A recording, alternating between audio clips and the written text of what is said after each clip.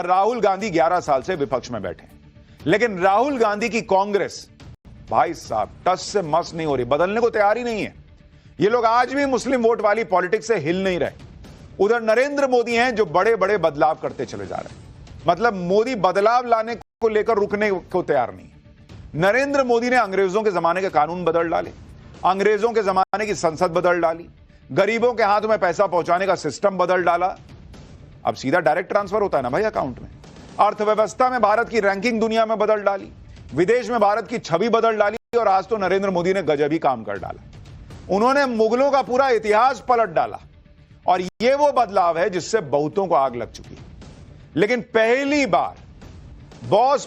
बार देश मुगलों का सच पढ़ना शुरू करेगा। नरेंद्र मोदी ने वो किताबें बदलवा डाली जिनमें मुगलों को महान बताया जाता था। अब तक आपके दिमाग में कूट कूट के जो मुगलों का इतिहास भरा गया था, वो एक्चुअली में इतिहास नहीं था, वो नैरेटिव था मुगलों को किसी तरह महान साबित कर देने का और देश के असली हीरोज को छुपा के रखने का, जिनमें से कई के बारे में हमने आपको पाठशाला में बताया था।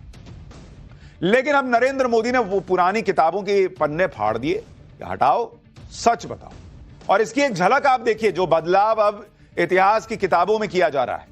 जैसे पहले अकबर को उदार और महान शासक के रूप में पढ़ाया गया, दिखाया गया, अब किताबों में अकबर की तरफ से मचाए गए कत्लेआम के बारे में भी पढ़ाया जाएगा।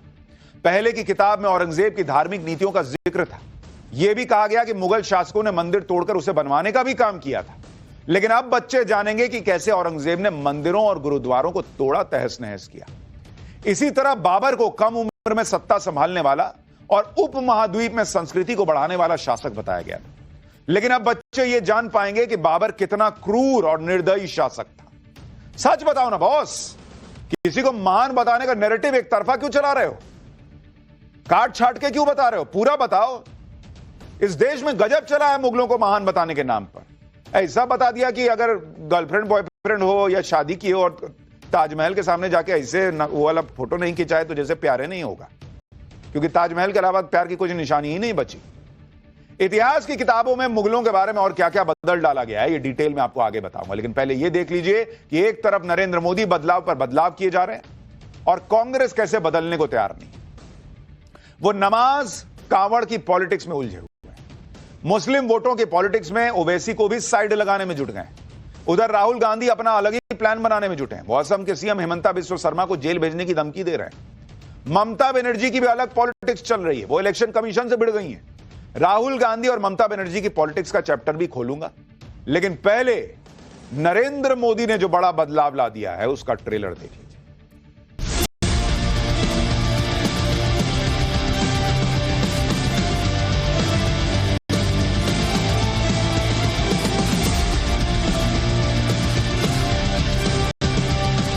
सरकार आपकी है, मैंने कहा ना, जो चाहे आप कर सकते हैं, करिए जो आपको अच्छा लगता है, परंतु हिस्ट्री के पन्नों को मिटाया नहीं जा सकता।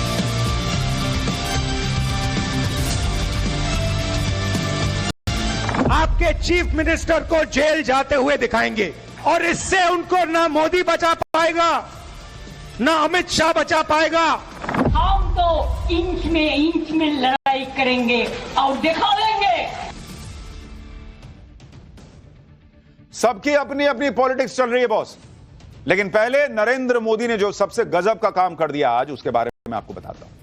जिन मुगलों के नाम से हमारे इतिहास को पाट दिया गया भाई, भर दिया, उसकी नरेंद्र मोदी ने पूरी सफाई करवा दी।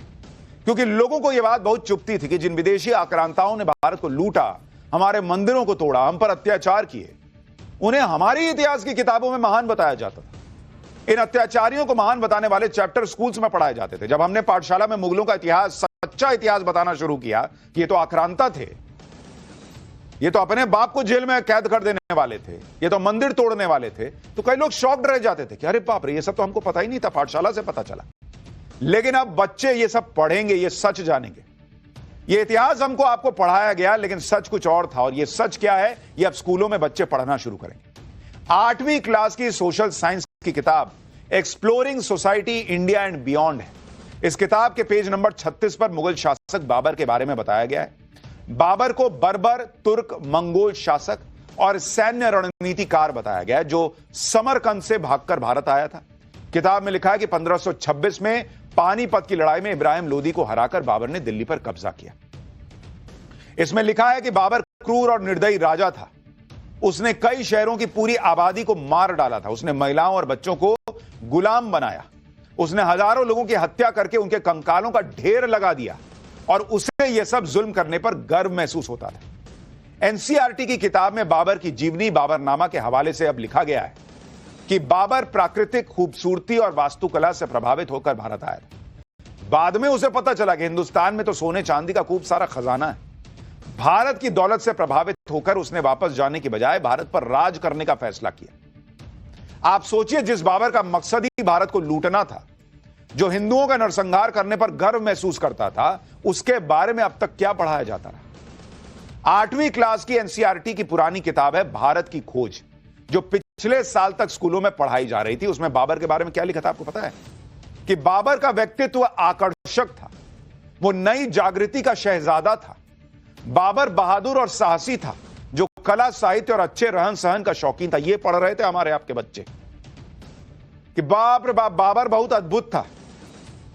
हिंदुओं को मार मार के कंकाल का ढेर लगा दिया। ये पढ़ाने में शर्म आती थी, और शर्म आती थी तो पढ़ा कह रहे थे। बाबर भारत को लूटने के लिए रुका था, यह बताने में शर्म आती थी तो पढ़ा कह रहे थे। अभी तक स्कूलों में बच्चों को बाबर की तरह ही अकबर के बारे में भी बताया गया। नरेंद्र मोदी ने वो भी चेंज कर दिया कि सच बताओ। अभी तक क्या सुना आपने कि भाई अकबर बहुत महान राजा था, अकबर द ग्रेट।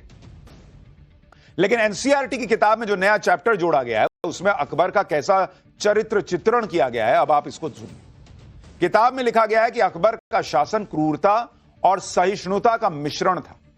यानी जब जैसी जरूरत पड़ी उसी हिसाब से अकबर ने अपना रंग दिखाया, कभी क्रूर रहा तो कभी सहिष्णु। किताब में यह भी लिखा गया है कि सन 1568 में चित्तौड़ के किले की घेराबंदी के दौरान अकबर ने लगभग 30,000 नागरिकों की हत्या कर दी थी और बचे हुए महिलाओं और बच्चों को गुलाम बनाने का आदेश दिया था।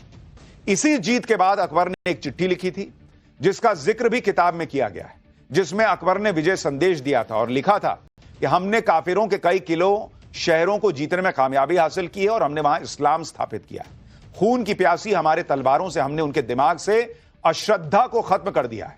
हमने वहां से और बाकी पूरे हिंदुस्तान में मंदिरों को बर्बाद कर दिया। यह अकबर ने लिखा था, विजय संदेश। हिंदुओं को काफिर बता रहा है, खुशी खुशी बता रहा है कि मार दिए, खत्म कर दिए काफिरों को। और वो अकबर पढ़ाया गया कि अरे बहुत महान था, अकबर द ग्रेट था। नरेंद्र मोदी ने अब जाकर उसको बदला है कि पढ़ाओ ना भाई, पढ़ाओ कि अकबर ने जो अच्छा किया उसको भी बताओ, लेकिन ये तो बताओ कि कैसा था। एनसीईआरटी की नई किताब में यह भी बताया गया कि अकबर सहिष्णु क्यों था, जिसके लिए अकबरनामा का संदर्भ लिया गया है, जिसमें अकबर ने लिखा था कि पहले वो लोगों को अपने धर्म में जबरन लाकर इस्लाम कबूल करवाता था, लेकिन जैसे जैसे ज्ञान बढ़ा उसे शर्म आने लगी। अकबर ने लिखा था कि जब वो खुद मुस्लिम नहीं था तो दूसरों को जबरदस्ती मुसलमान बनाना अनुचित था।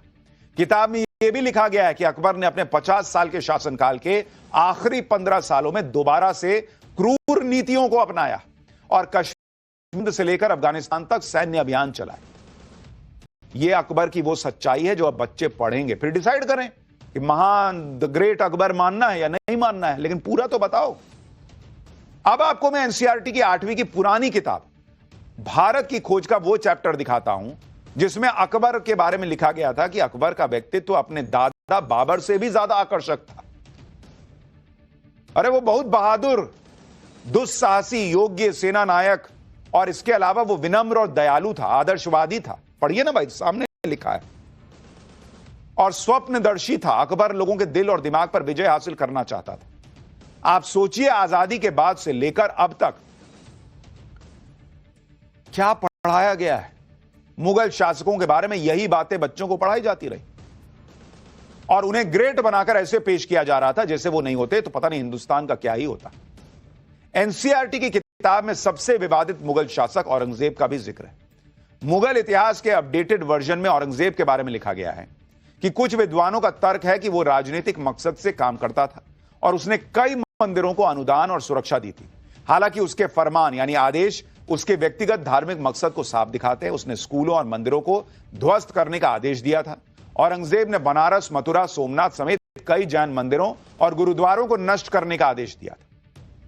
औरंगजेब वो मुगल शासक था जो सबसे क्रूर और निर्दयी था, जिसने अपने भाई दारा शिकोह तक की हत्या करवा दी, जिसने अपने पिता को कैद में रखा हुआ था और हिंदुओं पर अत्याचार किए अनगिनत।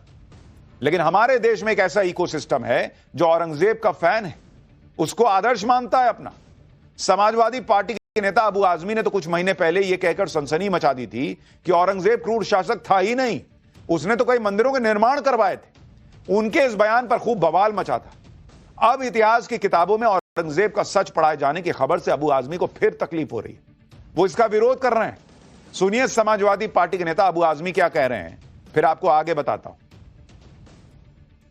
किसी भी राजा, किसी भी बादशाह के बारे में दोनों सिक्के के दोनों पहलू दिखाइए ना आप दिखाइए कि क्या हुआ इसमें, सिर्फ नफरत नफरत नफरत, और वजह क्या उसकी हो सकती है। बहुत बड़े हिस्टोरियन लोग हैं, आप सबकी किताबें पढ़ लीजिए, आप वो लोग क्या बोलते हैं उन बादशाहों के बारे में, उन राजाओं के बारे में। अब आप जो है सिर्फ एक हिंदू मुस्लिम करके नफरत फैलाना है, तो मुझे कोई वो नहीं है, क्योंकि सरकार आपकी है। मैंने कहा ना, जो चाहे आप कर सकते हैं, करिए जो आपको अच्छा लगता है, परंतु हिस्ट्री के पन्नों को मिटाया नहीं जा सकता। अबू आजमी सही कह रहे हैं, हिस्ट्री के पन्नों को मिटाया नहीं जा सकता, लेकिन छुपाया जा सकता है, जिसे इतने साल तक छुपाया गया। और कह रहे दोनों साइड पढ़ाइए। अरे बॉस, दोनों साइड तो अब पढ़ाना शुरू हुआ। अब तक तो यही पढ़ाया जाता रहा कि अकबर बहुत महान था और मुगल जो है भाई साहब इस देश को क्या नहीं दे के चले गए। कितने हिंदू राजाओं का नाम पता है इस देश में? बच्चों को जरा पूछिएगा। अकबर तो लोगों को पता है, शाहजहां पता है, बाबर पता है, औरंगजेब पता है। कितनों को चोल राजाओं के बारे में पता है? बताइए। जिन्होंने पाठशाला देखी होगी उनको पता होगा, वरना ढेला किसी को नहीं पता था। चोल राजा, हमने आपको पाठशाला में बताया था कि भाई साहब मुगलों के से हर मामले में 10 कदम आगे थे।